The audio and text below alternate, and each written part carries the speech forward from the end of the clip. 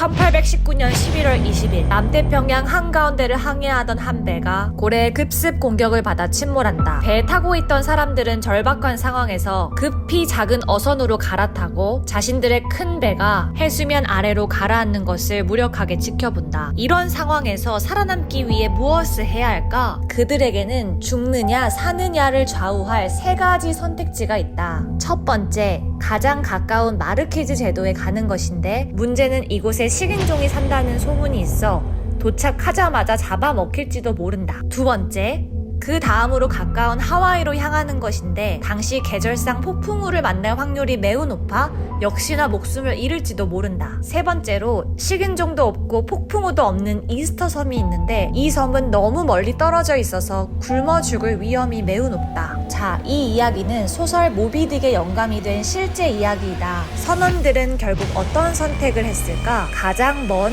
이스터 섬으로 향했다. 우려했던 것처럼 섬에 도착하기 전에 식량은 고갈되었고 하나 둘씩 목숨을 잃어갔다. 죽어가는 동료를 바라보며 필사적이고 처참했을 선원들은 마지막 수단으로 죽은 동료들의 인육과 뼈를 먹으면서 버텼고 배가 전복된 지 1년 4개월 후 지나가던 배에게 구조되었지만 17명 중 단 5명만이 살아남았다고 한다. 살아남은 선원들의 말에 따르면 그들이 세 가지 경로 중에 선택을 해야 했을 때 우선 식인종만은 피하기로 결정했다고 한다. 이것은 합리적인 결정이었을까? 세 가지 경로가 싹 다 생존 확률이 낮았다면 그나마 가까운 섬으로 향하는 게 낫지 않았을까? 식인종이 산다는 게 소문일 뿐일 수도 있지 않은가? 사실 그들의 결정을 이해할 만한 연구 결과가 있다. 2006년 스페인의 신경과학자들은 사람들이 커피에 관한 이야기를 들을 때 후각 피질이 활성화되는 걸 발견하였다. 또한 수많은 운동심상 연구에서는 그 선수가 환상적인 슛을 날렸다 같은 문장을 들을 땐 운동 피질이 활성화된다는 사실을 밝혀냈다. 다시 말해서 상상만으로 뇌는 현실과 똑같이 작동한다는 것이다. 그럼 더욱더 생생하게 상상한다면 어떨까? 뇌는 더욱더 현실처럼 작동할 것이다. 선원들은 세 가지 시나리오를 자신의 머릿속으로 그려봤을 것이다. 그 중에서 가장 생생하게 상상이 가능해서 가장 큰 두려움과 공포심을 느끼게 한 스토리는 바로 식인종이다. 그렇다.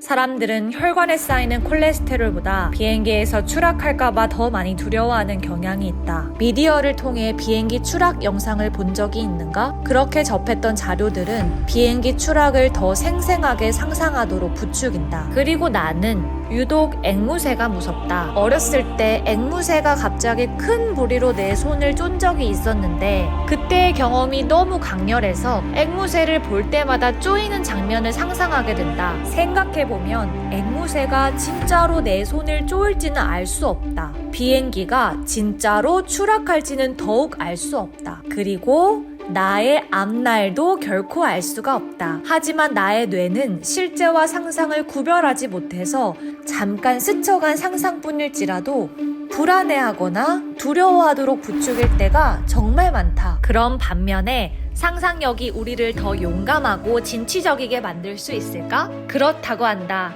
심지어는 인간이 지구의 지배자가 될 수 있었던 이유가 상상력 때문이라고 한다. 사피엔스 책으로 유명한 유발 하라리의 얘기를 들어보자. 인간은 체험하지도 않은 추상의 세계를 상상하고 그 상상을 믿는 유일한 동물이기에 집단적으로 상상할 수 있었고 이것이 인지혁명을 촉발시켜 대규모의 협력과 엄청난 시너지를 만들었습니다. 이게 무슨 말인가 하면 17,000년 전에 그려진 것으로 추정되는 프랑스 라스코 동굴벽화엔 사냥 장면이 그려져 있다. 당시 사냥은 생존을 위한 아주 중요한 수단이자 남성들이 집단에서 인정받는 수단이었다. 그 집단에는 사나이가 되길 기다리는 아이들도 있었을 것이다. 그 아이들이 동굴에 있는 사냥 그림을 보면서 어땠을까? 나도 커서 멧돼지를 때려잡을 테야 라는 포부를 가지며 머릿속으로 사냥의 과정을 상상하고 어떻게 멧돼지를 잡을 수 있을지 생각했을 것이다.